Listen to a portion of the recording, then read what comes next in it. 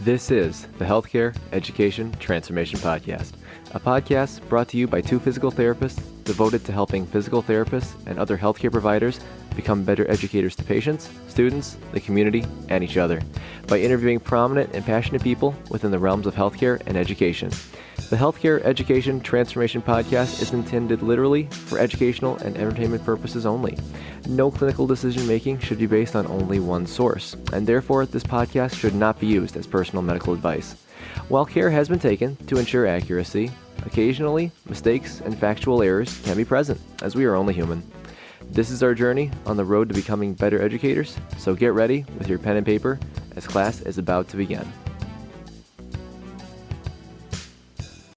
Welcome to another episode of the Healthcare Education Transformation Podcast. I'm F. Scott Field, and as always, I'm joined by my co-host, Brandon Pone. We have a great guest for you tonight. Dr. Ben Fung is in the house.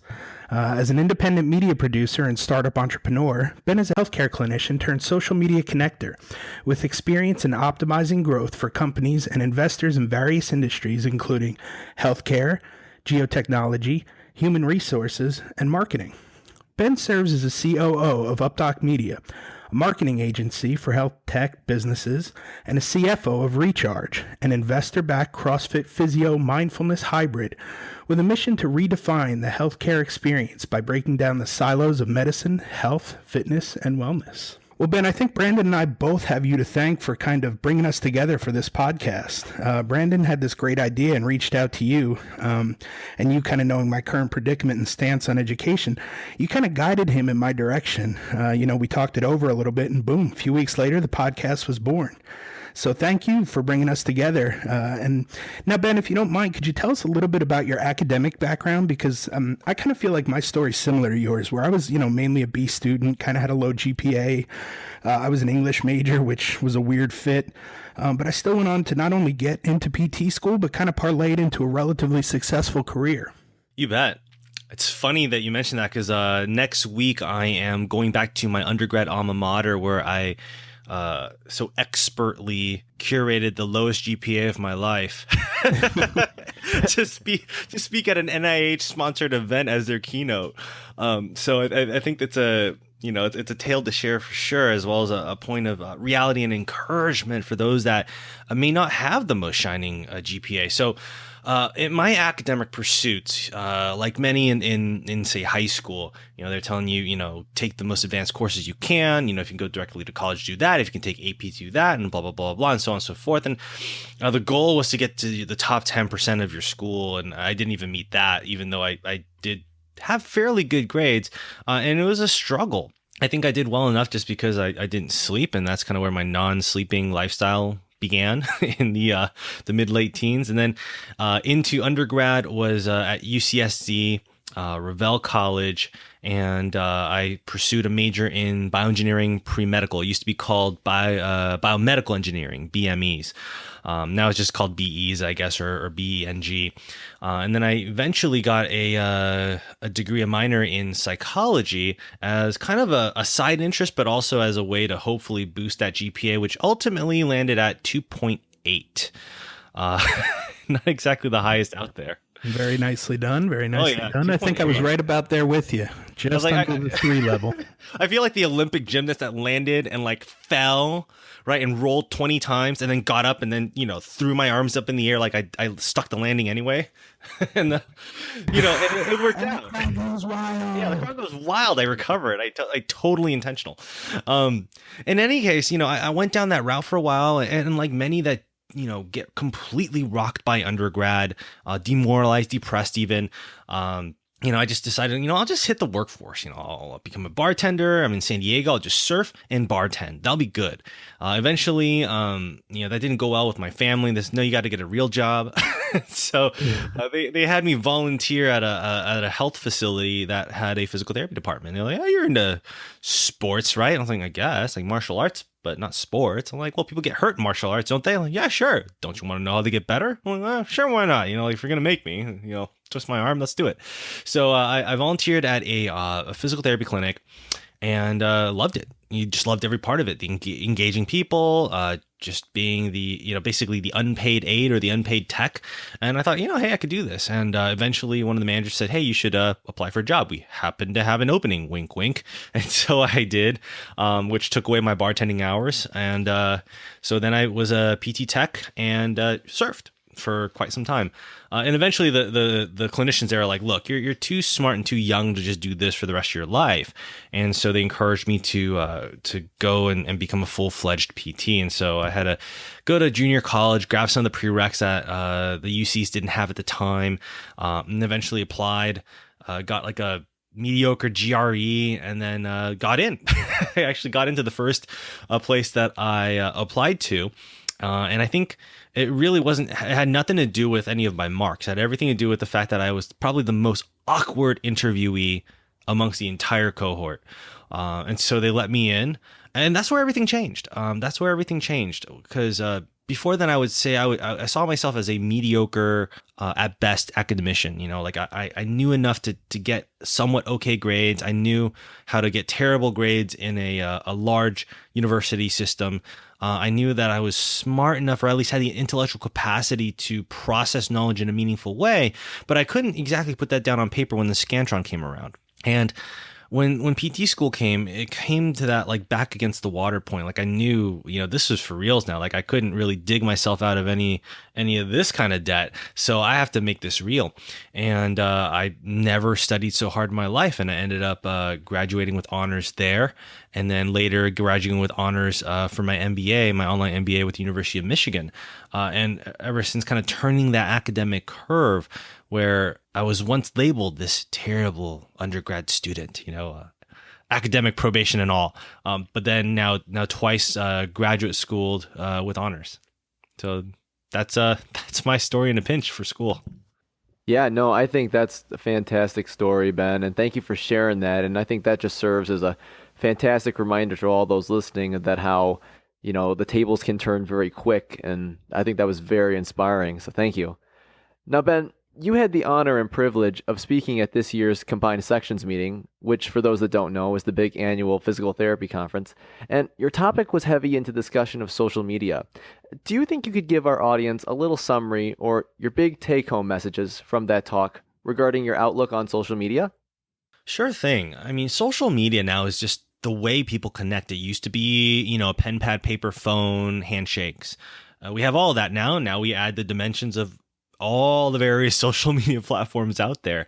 And the crux of at least my segment of the knowledge, and I had the honor of sharing the stage with Greg Todd and Rich Severin and Brett Kestenbaum, and we all kind of gave a different a prism lens view of how social media plays in the practice of physical therapy as the private practitioner, as the academician, as a new grad, and for myself as a social media connector and marketer.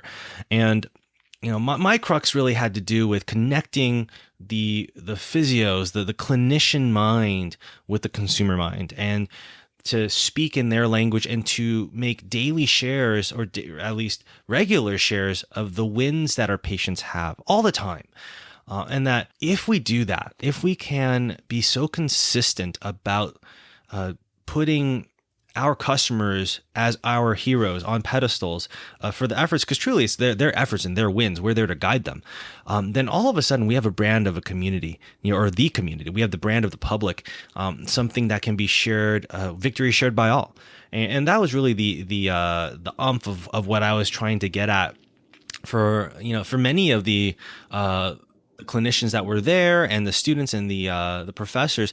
A lot of them were on social media on multiple platforms, but many were not. There's a little bit of fear. There's a little bit of a fear of coming across as not professional, or breaching privacy, or blending personal and professional branding, if you will. But really, none of that exists anymore, especially because of social media. Now, those who are authentic are accessible, and those who are accessible are trustworthy. Yeah, Ben, I couldn't agree with you more on that. It just, reaching out, and getting to interact with a lot of our peers and a lot of other professionals has been an amazing kind of transformation for me personally. I actually got to meet you in real life for the first time at this year's CSM, and it was amazing to see the following that you and Gene Schrockbot have amassed in a relatively short period of time. The thing that impressed me the most was most of the people there were generally very young and very eager physical therapists and physical therapy students. Why do you think you guys at Updoc Media are such a big draw for these young folks? I think we're a big draw for kind of the developing professional, if you will, because we were just there. I'm only 8 years out, and it's funny because when I say that, I still feel like I'm a new grad. I don't know why, but I look at the calendar, I look at my phone, and I'm like, like I guess I've been out here for a while, but I still feel kind of fresh, and I think that's an attitude.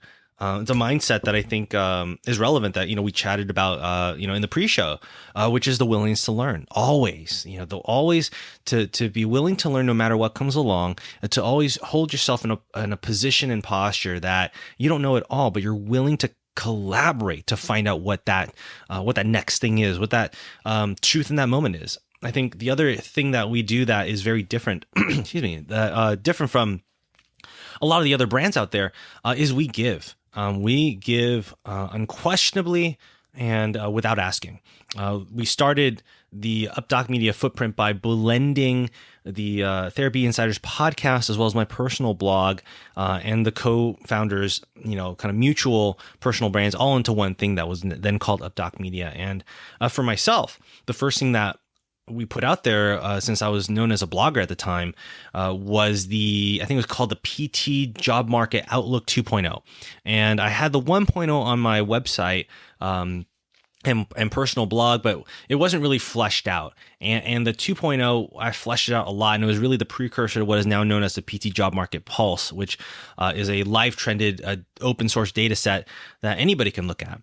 And it trends by PT setting, location, even as precise as zip code, by experience levels, by full-time equivalents that's normalized for full-time equivalents. I mean, it kind of gets a little crazy. There's been some fun requests because we resent it out lately. But all to say, we don't charge for any of that.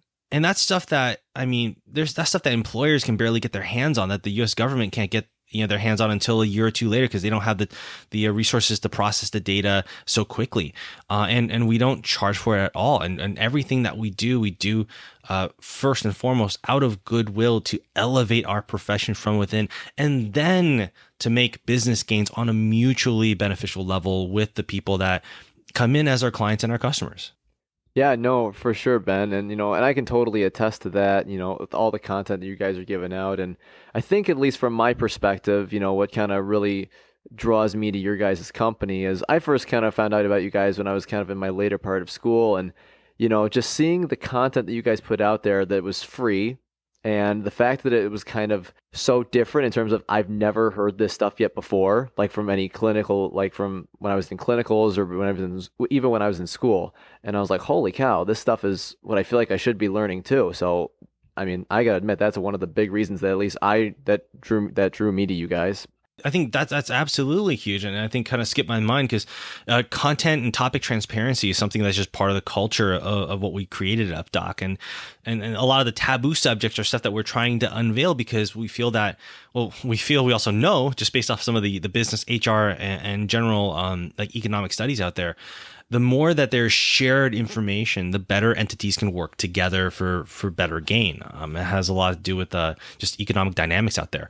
And like you said, like never heard talk about stuff before, like how do you negotiate salary, or what reimbursement rates are actually like, or why PTs are paid a certain way, or just general career path stuff really isn't covered in school, because school is primarily covering the competencies and didactics required to become an efficient clinician and to pass the boards.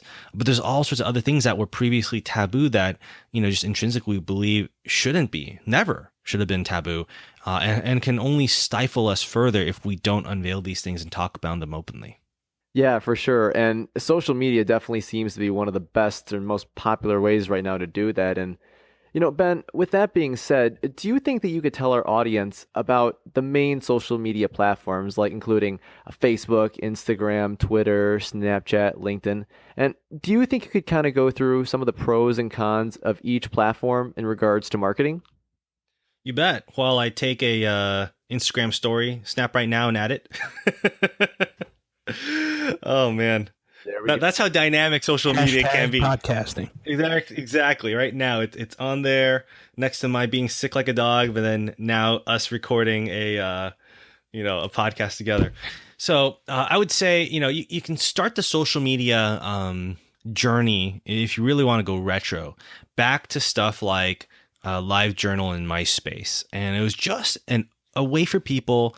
I almost feel like there came a point in technology and the world got so big, so to speak, that it needed to get small again. And people were just crying out for a medium, a platform, a channel, a way to reconnect with people in a meaningful way where you didn't feel like it had to be overly formal or you didn't feel like you had to be private and proper. You just wanted to be authentic.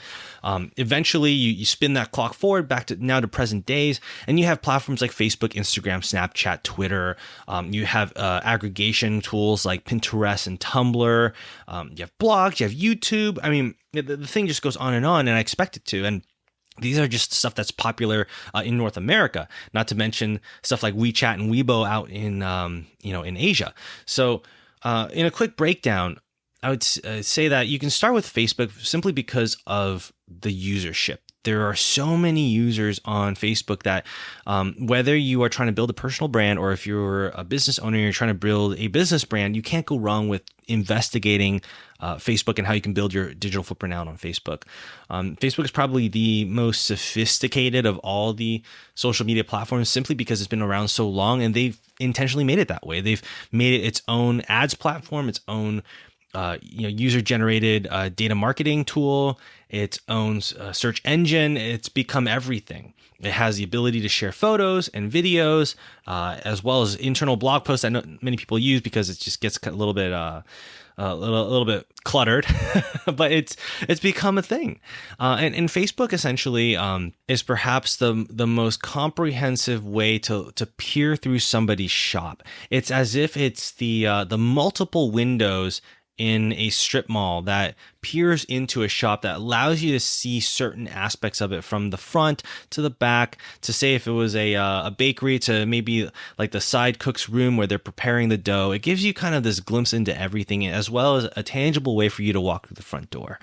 Facebook is wonderful for millennials, for Generation X, and especially for the baby boomer generation because that's the way they like to connect with the rest of their family, especially the grandchildren. If you move into the ecosystem further down, you get to Instagram, which was bought by Facebook, and it started out as a picture sharing platform, and it becomes more linear. Now it's non chronological, asynchronous, non-linear, but it's still linear in a way in that users share pictures or videos or groups of pictures and videos, and people can like them and comment them, and through third-party apps they can also share, screen cap, and do other things with it. But each conversation remains as part of a single content piece. Whereas if you go back to Facebook, you have posts that also have content threads, but you can also share somebody else's post and have an entire conversation aside from that, which makes Facebook a little bit more interconnective in that fashion, unlike what Instagram is, which is post by post type threads and discussions. Instagram has recently put together their stories feature, as has Facebook, which is a 24-hour ephemeral video and photographic feed, and it's a lot of fun to just kind of get a little bit of that FOMO marketing in there. And in that same linear thread is Twitter, which is a little bit more B2C these days, or sorry, C2B, for customers to connect with brands and businesses. Typically, it's more of a customer service oriented thing now, but it's also very much community to community, as well as professional to professional. A lot of professionals prefer to engage on Twitter than on LinkedIn. LinkedIn is another social media platform, which is known as the professionals' social media. And it's a little bit more like an online living resume, but it's also a very good way to get a warmer cold email through or a cold direct message through for those that do a lot of B2B or B2E. And then you have Snapchat, which is really millennial and under. Most of the users are like 21 and under, but I use it. I love it. It's very, it's very, very much ephemeral. There's, everything that you put on Snapchat stories survives only 24 hours unless you save it for repurposing. And it's a way for people to connect with only the people that they want to connect with, which is why it makes the engagement level on Snapchat so record breaking and epic compared to a lot of the other platforms where the engagement from a marketer standpoint really is, it has to be built, whereas Snapchat is almost intrinsic, just the way that you have to use it on the phone. I guess the 20,000 foot view really is, each of these social medias have their own technological and like kind of user quirks, and you can really see it as driving a certain make and model of a car.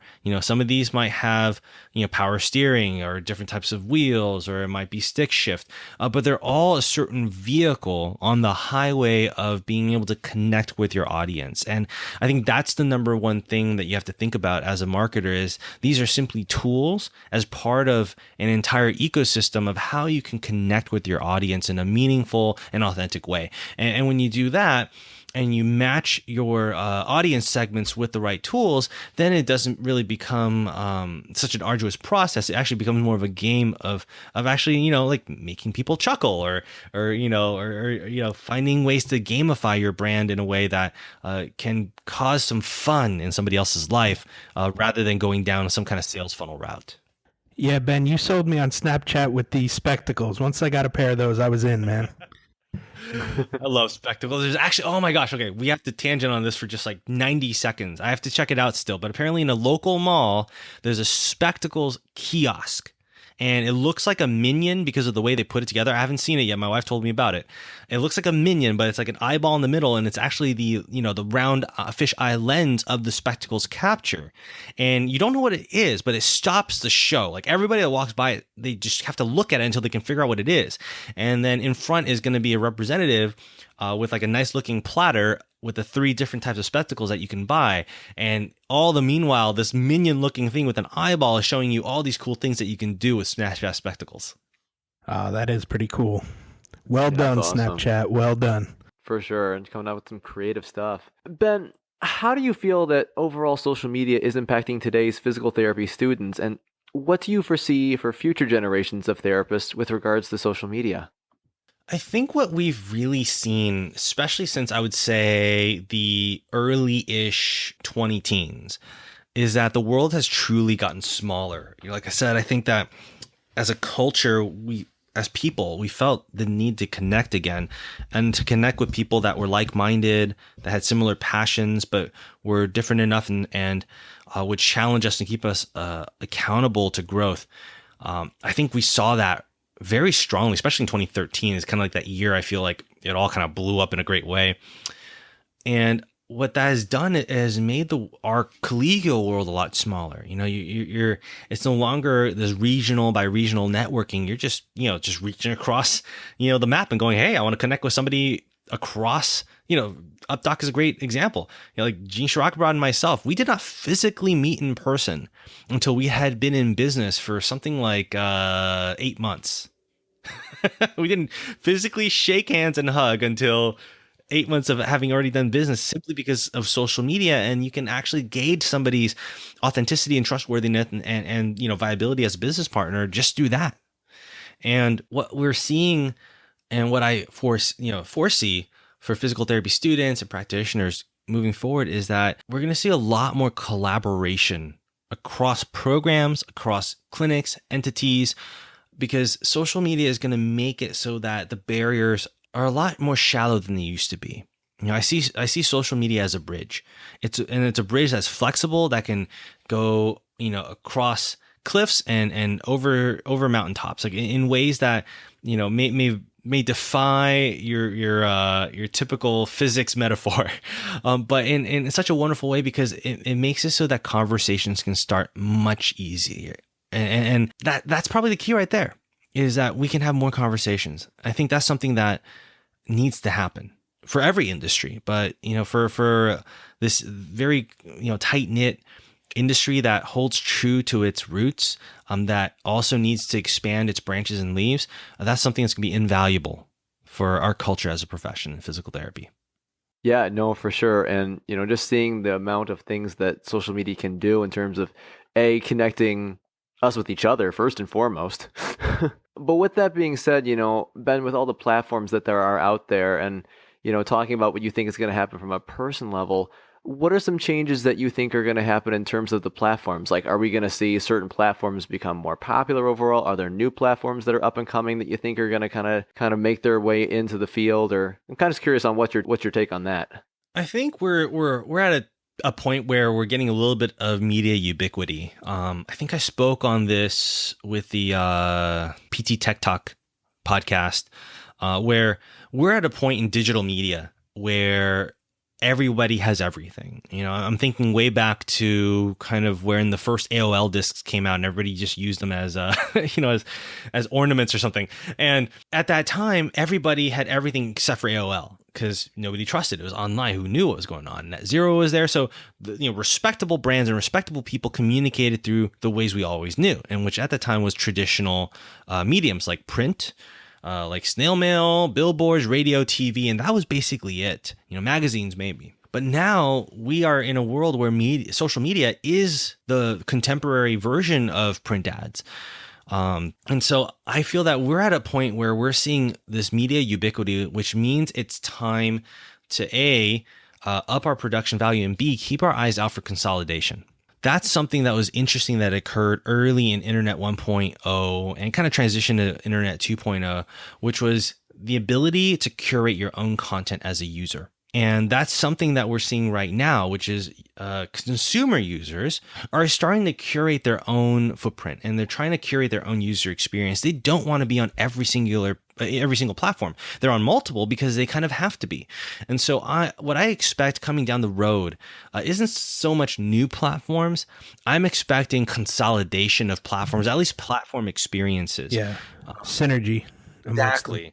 And it kind of goes back to, there's a really fun meme out there. It says it's been used many ways, some appropriate, not so, some not so appropriate, which is the evolution of the size of a cellular phone. It started like absolutely huge, right? Like just these gaudy brick looking things that might as well have been like World War II walkie-talkies. And then they kind of scale all the way down to these super, super tiny flip phones, and they start to scale up again into kind of your modern day, a very slim profile, but very wide screen, 4K phones, like the iPhone, the Samsung brands, and any other, pure touchscreen type phones.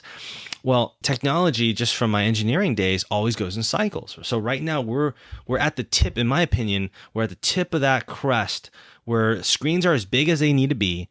Phones are as thin as they need to be. There's way too many apps and way too many social media platforms out there. So what we're going to see is that hill going to roll down again. We're going to see things get smaller and more condensed and a little easier to use, with less buttons to push and things to tap and screens to swipe, so that F-Scott, like you said, there's going to be a synergy of use. We're seeing this already internationally with stuff like WeChat and the Line app, where everything is based off of just that one app because everything integrates. And so it's almost like direct messaging meets Facebook meets, like your Apple Wallet and a couple other things and Uber all put into one singular platform. Yeah, for sure. I definitely feel like sometimes, especially for me, I mean, I'm 10 years out now and I'm trying to keep up with all the social media and all the apps and all the tech, and it's tough to do sometimes. So I definitely think people are going to get to that point where they're kind of overwhelmed, and the more you can streamline it and bring it all together, it's going to work out for the better.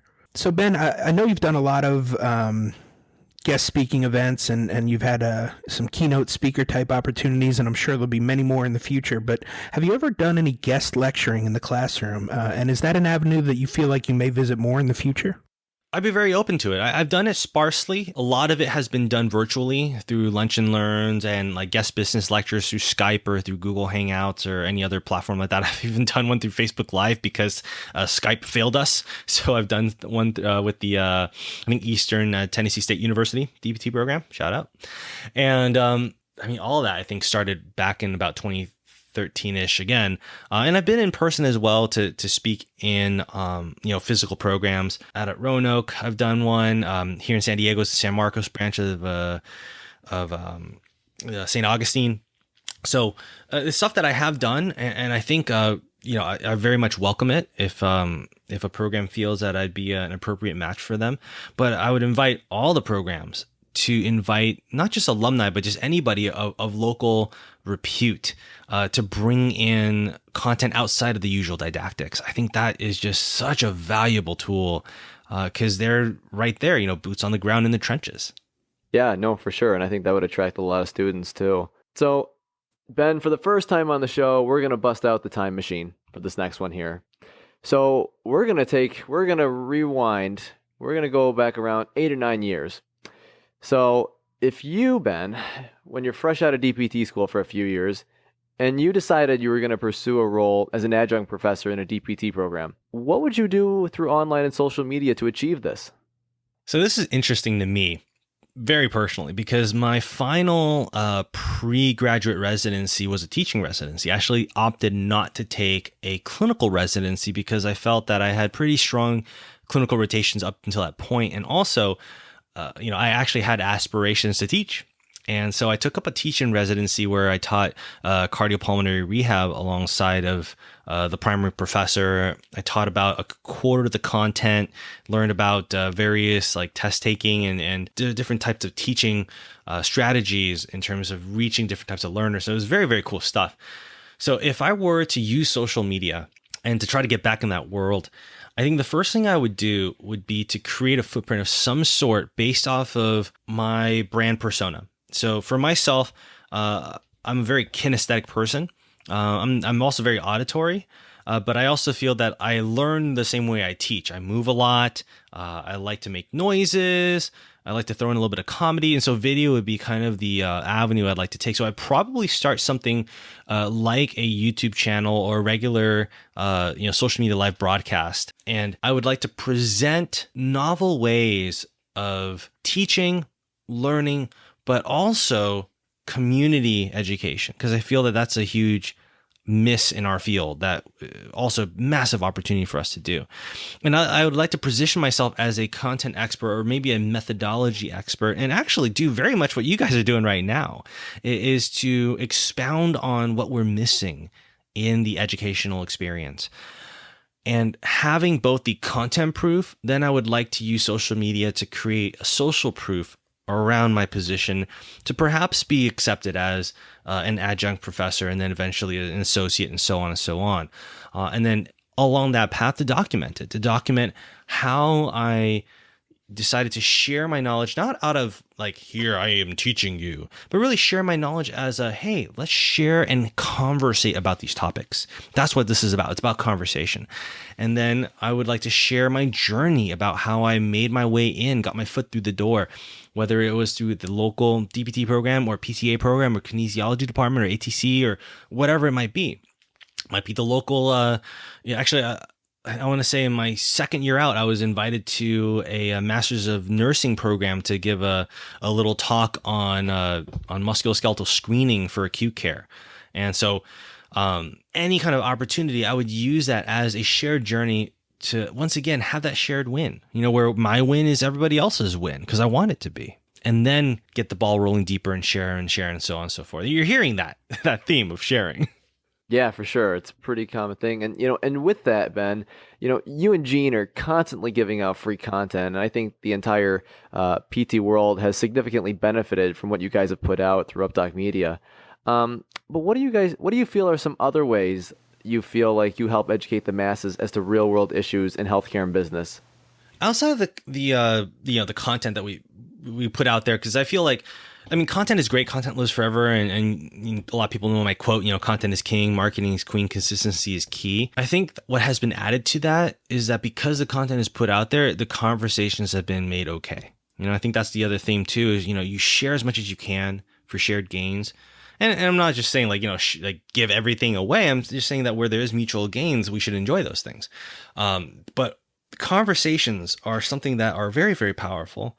It almost reminds me of that one movie quote from The Gladiator, where Marcus Aurelius said, there once was a dream that was Rome, and you could only whisper it.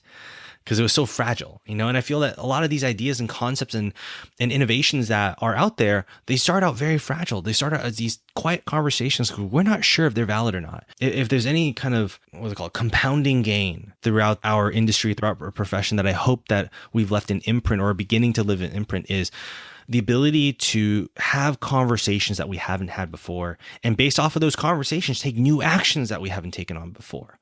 A couple of these examples outside of your current podcast, because there's been nothing like this, is stuff like early legacy plans that is becoming more and more popular, where private practitioners have been in the field 40, 50, 60 years. They want an exit strategy. It's been their entire life, but it's also their baby, and they want to hand it off to somebody who's worthy, but also have a financial return on it because they have worked that hard, but also set up a young developing professional for success, and these legacy things, plans are becoming that much more popular based on the conversations I've had, with new grads going into private practice right out of school, because that's a lot of what other doctoring professionals do. A lot of these things that were, previously thought of just as insane, just impossible, there's no way, are now being made possible. And I think that's wonderful, because we are a profession that basically tells the impossible to get real. That's what we do. We tell the impossible to get real. We tell, somebody who's had back pain for 40 years, you're going to get better. And many of them do. We tell the spinal cord injury patient that, hey, if it's at all possible and, stars line up and we do our best, you just might walk again. We tell the grandparent who has this crazy stroke that looks awful on the MRI that, hey, look, we're going to be here every step of the way. Every step you take, we're going to take with you, and you're going to get stronger. And we'll see where that goes. And eventually they walk again and they get to walk home. We tell impossibility to get real, and we make them realities. And I think that is, I hope that is what we can leave as an imprint together, is to make what we've once thought impossible new realities through conversation and innovation. Wow. Really powerful stuff, Ben. I appreciate your insight on that. I think we might need to make a t-shirt out of that one. Yep, you're here. So Ben, you're not practicing as much in the clinic anymore, right? So can you tell us a little bit about your daily routine? What does a day in the life of Ben Fung look like?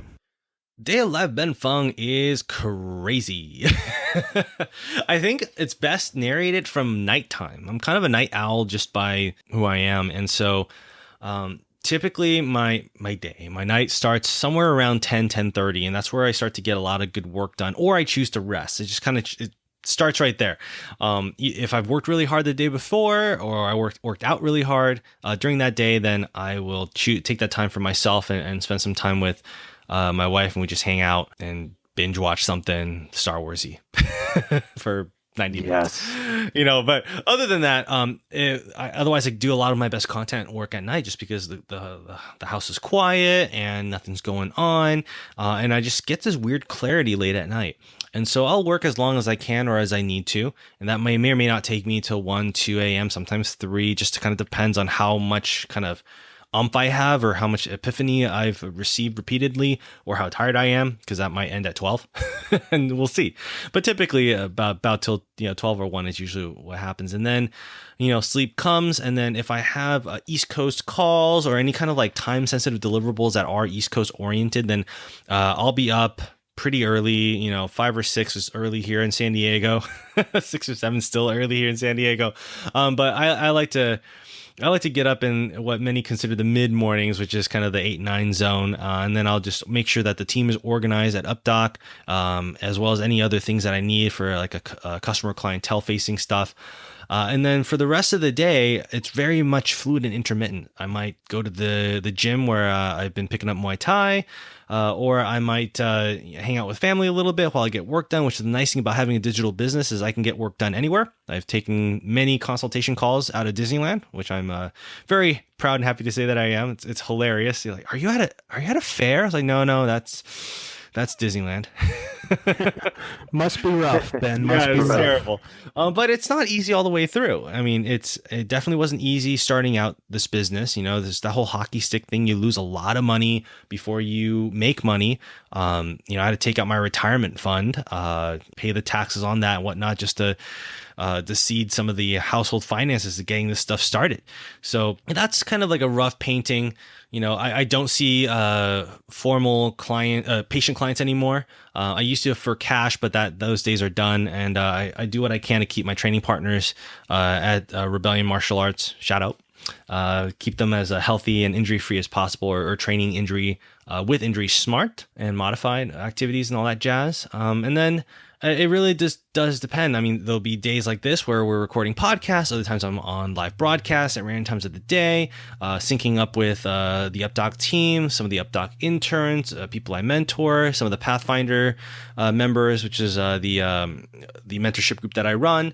There could be a case where I'm out for a business lunch or coffee, or out speaking, any number of things. For the most part, I think you can say that it's consistently inconsistent, except for the three consistencies is that at any given day or time, that family's on my mind, that keep myself healthy and well trained through martial arts is on my mind, and making sure that I'm creating good content is on my mind. Ben, do you think you could tell us a little bit about the difference in how a DPT program is structured in general and an MBA program is structured, and some of the similarities and some of the differences regarding those two? That is a great topic. I was thinking about this probably around the time you guys started to, chat together and create this podcast. And I was thinking to myself, because I was talking with one of my former professors, and I was thinking to myself, my MBA experience was completely online. It was this online kind of executive blend MBA through the University of Michigan. And there was nothing I had to do in terms of travel. Everything I did was through, it was Blackboard, and then turned to another type of education platform, dashboard type thing.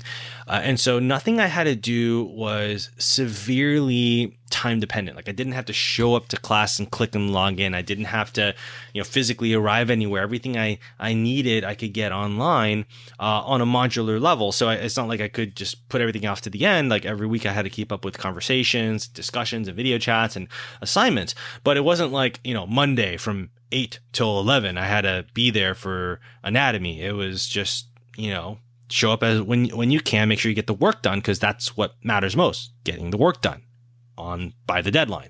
So the MBA experience was very freeing. I was actually able to finish over half of it while working full time. And then, kiddo got born, and I decided to take work easy and finish the MBA, because that's a life investment. So my experience with the MBA showed me that digital education is just as powerful. And that, it doesn't have to be in the classroom per se. It doesn't have to be one way or the other. The educational process used to be super classroom and textbook oriented, because that's where the content was kept. But now the content can be kept anywhere, because we, have online and digital and virtual solutions. Compare that to the DPT experience. I went to Azusa Pacific University, loved it. Great team of professors there, very nurturing environment as a whole. And it was the usual, it kind of sounds like my work life right now. I didn't really sleep. I started studying late at night, walking empty school halls or whatnot, and we're staying way too, out too late at diners and coffee shops to study. Went home, crashed, woke up about 7-ish, got to school 8, 8 to 12 is something. And then you have a lunch break, 11 to 5 is something. You have a dinner break. And then if you have evening lab, you had the evening lab. If not, then you ate and you studied. And that's great for getting like a very intensive work in there. But I did feel like from an optimization standpoint that a lot of the lecture material could have been handed out earlier. And I don't think they had the technology at the time, other than to kill a bunch of trees, and I felt like a lot of the non-lab based didactics could have been disseminated to me at earlier periods. And I do understand that they're currently doing that now. They've actually been doing it for a number of years, which is awesome to hear, because they're trying to keep up with that innovation curve on education. And so the probably the greatest contrast I can share between the MBA and the DPT didactics was that the MBA was all about results on time. And it had a lot to do with getting it right the first time, because that's the way the business rolls. But clinical teachings are a little different. There's that famous saying in PT, it depends. And so there needs to be a certain level of flexibility there.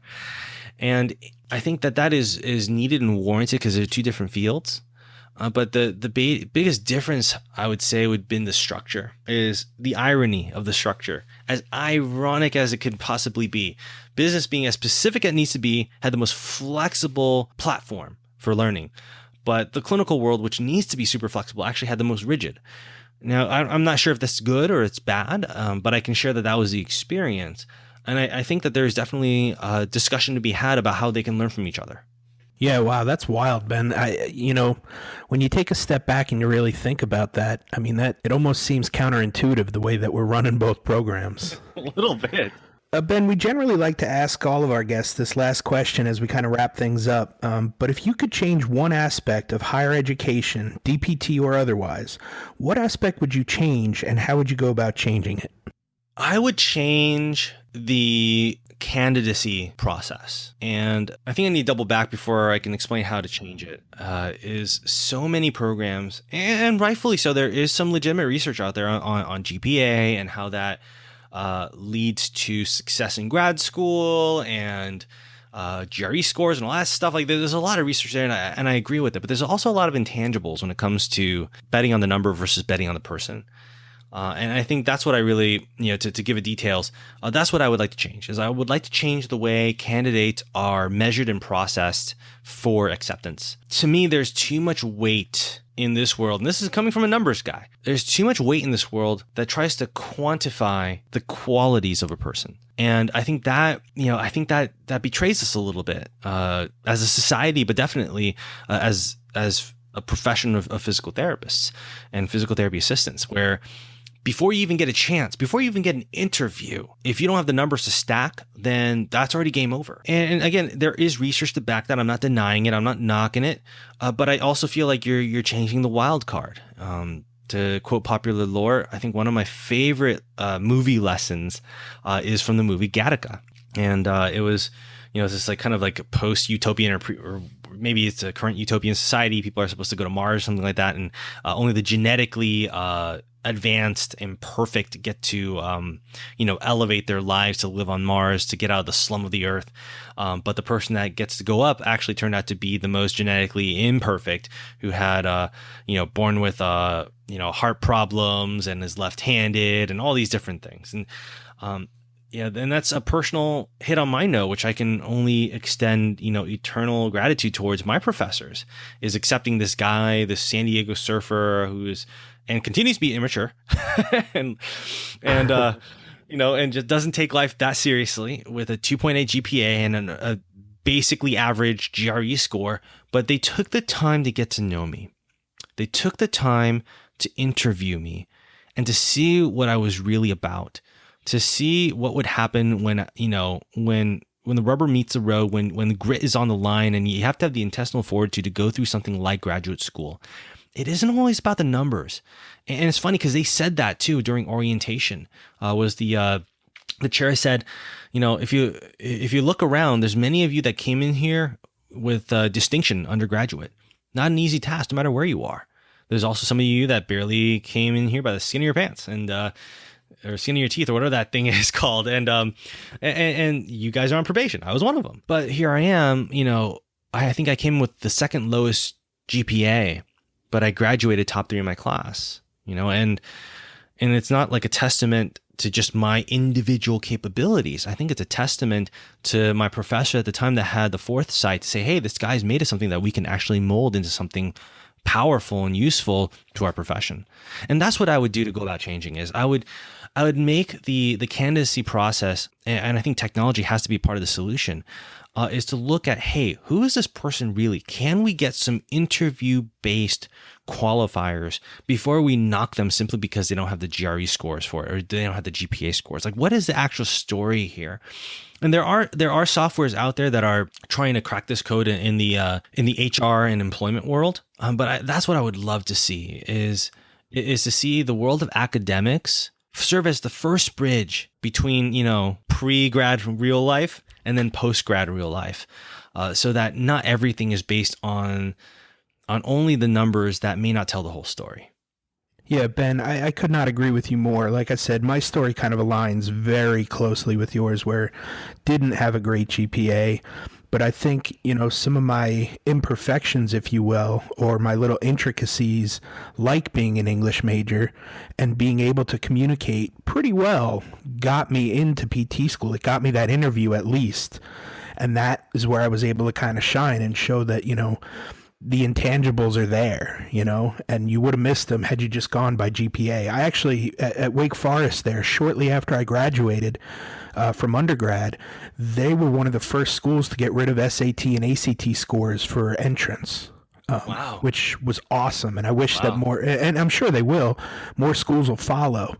But, that to me was almost a little bit of a confidence boost for me going into grad school. Cause I was like, well, if they don't really care about this and I did pretty well, and was able to graduate, maybe these grad schools won't care as much, And I almost feel like what you were saying, we almost need to look at entrance into graduate programs or into even undergraduate programs in a portfolio type way, where a person puts together a life portfolio or a brand, right? And that's kind of what we take a look at. Yeah, the grades are a part of it, but it's not the whole story, Absolutely. Yeah, for sure, Scott. And, and even so, not even just that in academia, but even so for in terms of like management with employers and, having that transition over and, and getting to know the tangibles and intangibles of every individual. I'm like, we can even apply that to the clinical model, when a patient comes in. Like a patient comes in and they may have all these poor prognostics, but if they have all these other intangibles, like they're very motivated and they have a good support system, it's like they could still do really well. Right. Absolutely. So Ben, thank you so much for coming on the podcast tonight and for all the great insight that you provided our listeners. Would you mind telling our audience where they can find you on social media and on the internet? So website-wise, you guys can go straight to updocmedia.com. That's UPDOC media.com, and all of my social media handles, my Facebook page, Twitter, Instagram, and Snapchat are Dr. Ben Fung. That's DRBENFUNG. And for those of you that just like to text or email is ben@updocmedia.com, and you can always feel very welcome to text me because calling is tricky because of you heard how fluid my days are. It's not easy to pick up the phone all the time. You can text me at 470-BEN-FUNG. Awesome, Nice. Ben. Well, thanks again so much for your time. It was great talking with you tonight. Always a pleasure, fellas. And thank you guys for doing it. Thank you guys for creating some of the first ways of disruption, which can only serve as innovation going forward in education. Because, we all know it needs to be improved. Like if education is taught as anything, education always needs to be improved. And I think you guys are serving as a very significant part of it. It's just what piece that is, only the future can tell. Right. And, and thanks to you, Ben, for being the connector for that to allow that to happen. And there it is. Thank you for attending class today, and we hope that you learned something and gained value from the content. If you'd like to schedule office hours with us, feel free to add us on Twitter at HET Podcast, on Instagram, HET Podcast, on Facebook, the Healthcare Education Transformation Podcast, and the homepage, healthcareeducationtransformationpodcast.com. And for those of you following along in the syllabus, extra credit can be obtained by liking us, sharing us, and leaving a review. Let's continue our journey up Mount Educational Success as lifelong learners.